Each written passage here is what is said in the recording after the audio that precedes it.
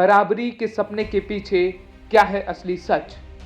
क्या हर इंसान को सच में एक जैसा हक मिल रहा है? रिजर्वेशन का कॉन्सेप्ट आखिर कहां से शुरू हुआ और कैसे ये आज एक हॉट टॉपिक बन गया है?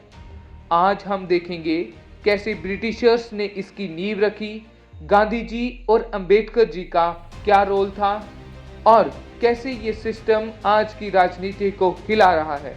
तो चलिए इस कहानी को एक्सप्लोर करते हैं और समझते हैं कैसे ये मुद्दा हर घर तक पहुंच गया है। जब ब्रिटिशर ने इंडिया पर राज करना शुरू किया, उन्होंने यहाँ की डाइवर्स सोशल फैब्रिक को समझा, जो प्राइमरली कास्ट लाइन पर ऑर्गेनाइज थी। अपने कंट्रोल को मजबूत करने और यूनिफाइड रेजिस्टेंस को रोकने के लिए उन्होंने डिवाइड एंड रूल की स्ट्रेटजी अपनाई। इस अप्रोच ने एग्जिस्टिंग डिवीजन का फायदा उठाया और अलग अलग ग्रुप्स के बीच एनॉर्मसिटी को बढ़ावा दिया। कुछ कास्ट को प्रमोट करके और राइवलरी क्रिएट करके ब्रिटिश ने अपनी डोमिनेंस को बेहतर बनाया। ब्रिटिशर्स ने सिर्फ कास्ट सिस्टम को ही मैनिपुलेट नहीं किया, बल्कि इसे वेरियस पॉलिसीज के थ्रू इंस्टीट्यूशनलाइज भी किया। मिसाल के तौर पर उन्होंने सेंसस कंडक्ट करवाए जो लोगों को कास्ट के हिसाब से कैटेगराइज करते थे। इससे ये डिवीजन पब्लिक कॉन्शियसनेस में और भी गहरा हो गया। उन्होंने अलग अलग कम्युनिटीज के लिए सेपरेट इलेक्टोरेट्स भी इस्टेब्लिश किए और डिवीजन के आइडिया को और मजबूत बना दिया। ये टैक्टिक्स सिर्फ सामाजिक फिजर्स को ही गहरा नहीं करती, बल्कि ऐसे पॉलिटिकल लैंडस्केप क्रिएट करती है जहां कम्युनिटीज एक दूसरे को राइवल की तरह देखने लगी। इस डिवाइड एंड कॉन्कर स्ट्रेटजी का प्रभाव गहरा था। इसने ऐसे डिस्कॉर्ड के बीजों को बीज दिया जो भारत की सोसाइटी को आज़ादी के बाद भी इन्फ्लुएंस करती रही, और एक complex interplay of caste politics create किया जो आज भी सोशल जस्टिस और रिजर्वेशन पॉलिसीज पर ऑनगोइंग डिबेट को इन्फ्लुएंस करता है। इस हिस्टोरिकल कॉन्टेक्स्ट को समझना ज़रूरी है ताकि हम मॉडर्न इंडिया में रिजर्वेशन के चैलेंजेस और डायनेमिक्स को बेहतर समझ सकें। मॉर्ले मिंटो रिफॉर्म्स जो 1909 में इम्प्लीमेंट किए गए, ब्रिटिश कॉलोनियल रूल का एक सिग्निफिकेंट स्टेप था। ये रिफॉर्म्स दो की figures, lord Morley secretary of state for India और lord Minto viceroy of India के नाम पर रखा गया था। इन रिफॉर्म्स के मेन एम था पॉलिटिकल रिप्रेजेंटेशन को इन्हांस करना, लेकिन इसका असर समाज पर काफ़ी गहरा पड़ा।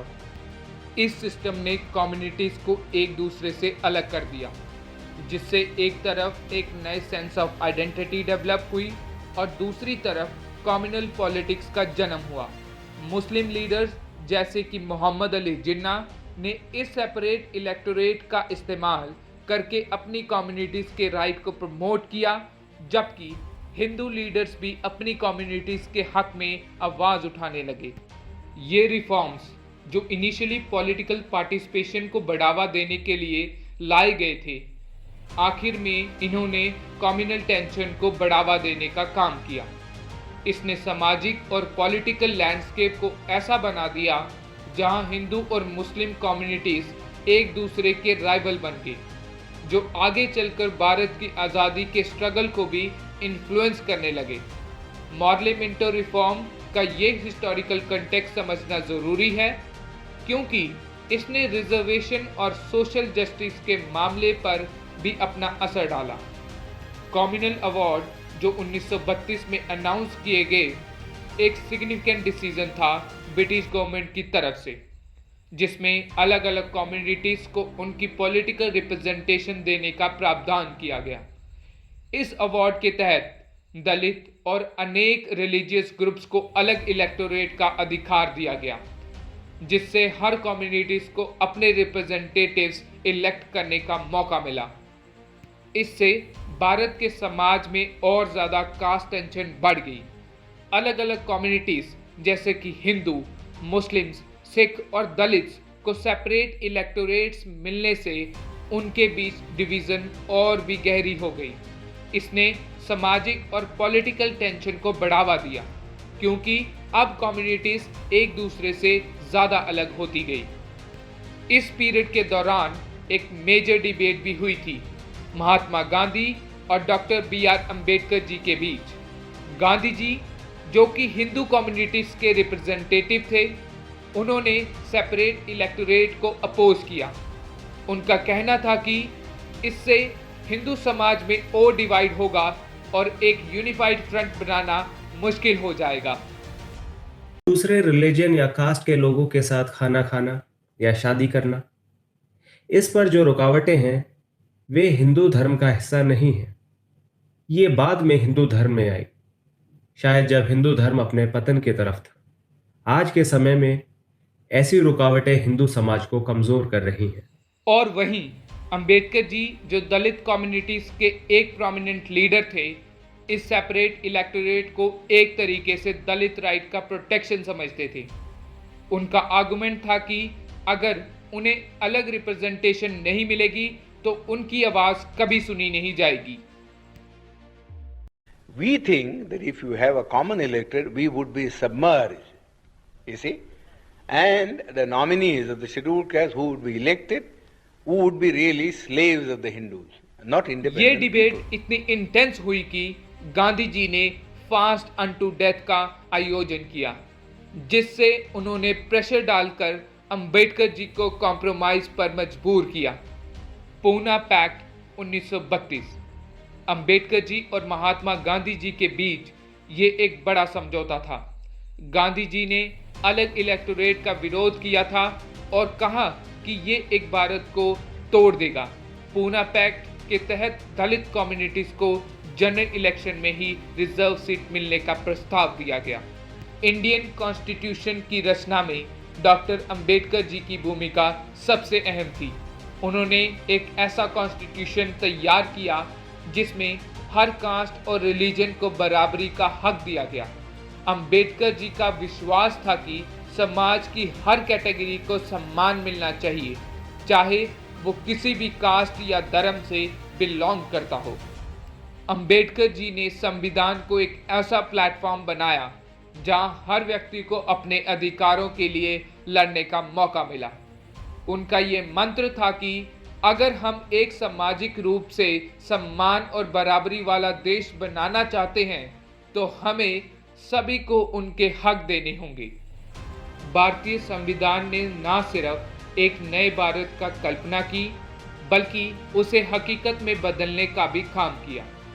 इस संविधान के तहत रिजर्वेशन के प्रोविजन ने उन लोगों को एम्प्लॉयमेंट दिया जो पिछले कुछ वर्षों से अंजाम से दूर रहे। आर्टिकल 15 और आर्टिकल 16 इंडियन कॉन्स्टिट्यूशन के दो इम्पॉर्टेंट प्रोविजन हैं जो कास्ट बेस्ड डिस्क्रिमिनेशन को रोकने और बैकवर्ड क्लासेस के लिए रिजर्वेशन देने का प्रोविजन करते हैं। आर्टिकल 15 के तहत किसी भी व्यक्ति को उसकी कास्ट, रिलीजन या जेंडर की वजह से भेदभाव का सामना नहीं करना पड़ता। इस आर्टिकल का मेन एम है सभी लोगों को बराबरी के साथ समाज में जीने का मौका देना।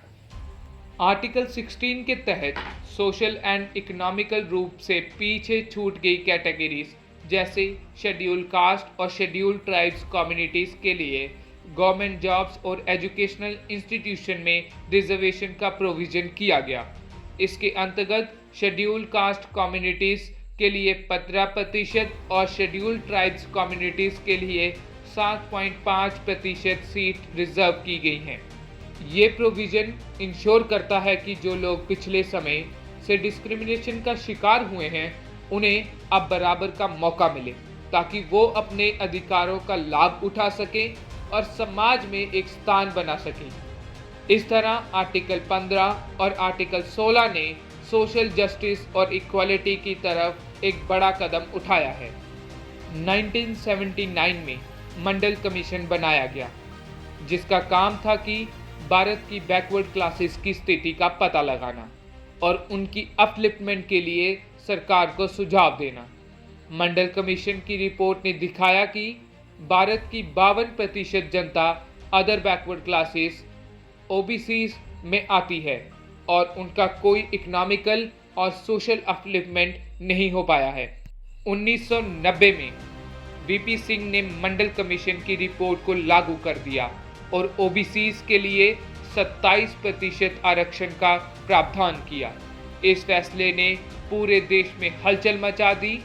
कई बड़े प्रोटेस्ट हुए जिसमें कई स्टूडेंट ने अपनी जान तक दे दी, लेकिन ये डिसीजन अपनी जगह बना रहा। जैसे ही ओबीसीज के लिए रिजर्वेशन का प्रावधान आया, वैसे ही रिजर्वेशन एक पॉलिटिकल इशू बन गया। अब हर इलेक्शन में political parties caste based vote bank बनाने के लिए रिजर्वेशन का उपयोग करने लगी। हर कोई पार्टी बैकवर्ड क्लासेस को अपने पक्ष में लाना चाहती थी।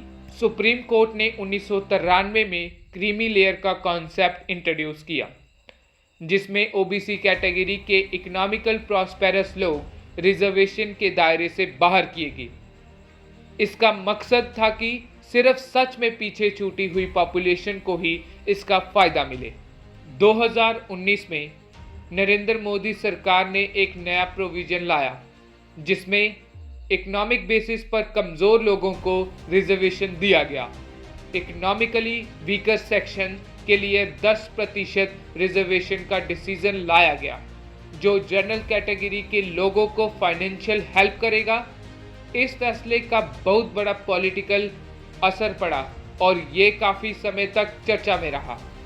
रिजर्वेशन ने बैकवर्ड क्लासेस को एजुकेशन और एम्प्लॉयमेंट में एंट्री दी, जो पहले सिर्फ एक सपना था। जैसे जैसे गवर्नमेंट इंस्टीट्यूट और नौकरियों में इन कम्युनिटीज के लोग आने लगे, उनका इकोनॉमिक और एजुकेशनल अपलिफ्टमेंट होना शुरू हो गया। फॉर एग्जाम्पल, आज आईआईटीज और आईएम्स जैसे प्रेस्टिजियस इंस्टीट्यूट्स में बैकवर्ड कम्युनिटीज के स्टूडेंट्स को पढ़ने का मौका मिल रहा है, जो पहले कभी सोचा भी नहीं जा सकता था।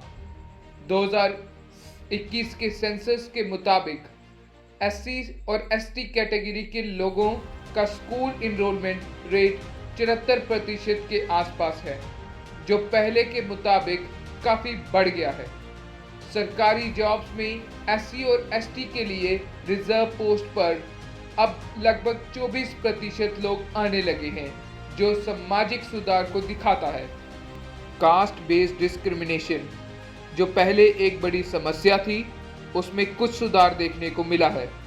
जब लोअर कास्ट के लोग हायर एजुकेशन और जॉब्स में आने लगे, तो उन्हें सिर्फ इकोनॉमिक नहीं बल्कि एक सोशल एम्पावरमेंट भी मिला।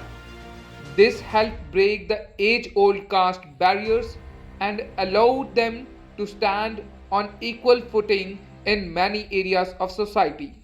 एक मेजर कंसर्न ये है कि रिजर्वेशन का डायरेक्ट इम्पैक्ट मेरिट पर पड़ता है।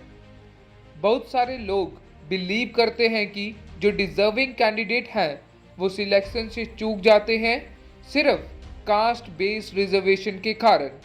इससे एक ऐसे कॉम्पिटिटिव इन्वायरमेंट क्रिएट होता है जहां टैलेंट और मेरिट को इग्नोर किया जाता है, जो कि देश की लॉन्ग टर्म प्रोग्रेस के लिए हार्मफुल हो सकता है। फॉर एग्जाम्पल, एक टैलेंटेड स्टूडेंट जो जनरल कैटेगरी से है, अगर उसके मार्क्स थोड़े कम हैं बट स्टिल कॉम्पिटिटिव हैं, वो रिजर्व कैटेगरी के एक कैंडिडेट से पीछे रह जाता है जिसका स्कोर कंपेरेटिवली लो हो सकता है। रिजर्वेशन का यूज काफी हद तक राजनीतिक में किया जा रहा है।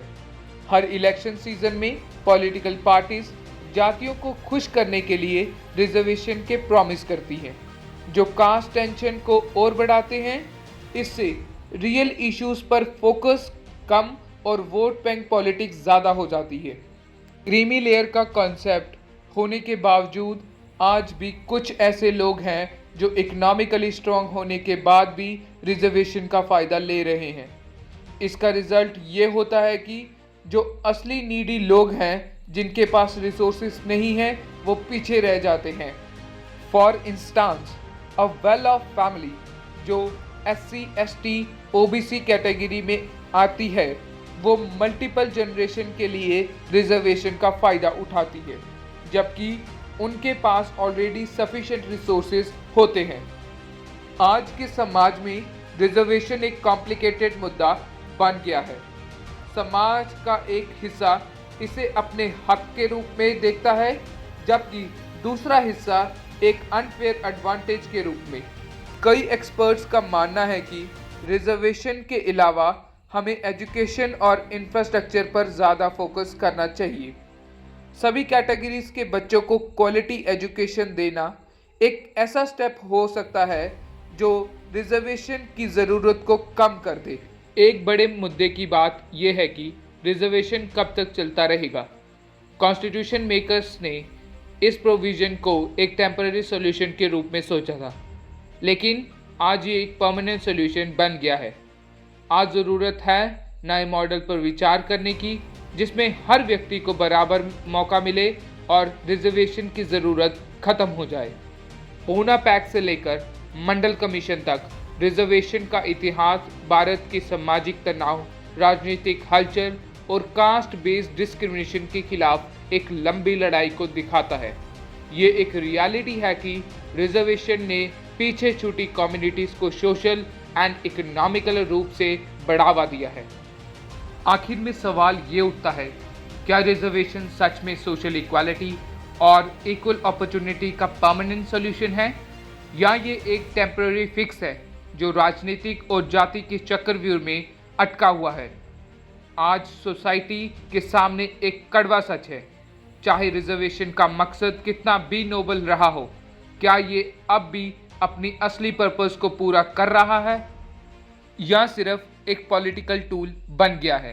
क्या वक्त नहीं आ गया है कि हम रिजर्वेशन के साथ साथ इक्वल एजुकेशन और स्किल डेवलपमेंट के अवसर पर भी फोकस करें, ताकि हर इंसान अपनी दिशा खुद चुन सके। सच ये है, सिर्फ रिजर्वेशन से इनइक्वालिटी का हल नहीं निकलेगा। ये एक इम्पॉर्टेंट स्टेप ज़रूर हो सकता है, पर हमें अपने अप्रोच को इवॉल्व करना पड़ेगा।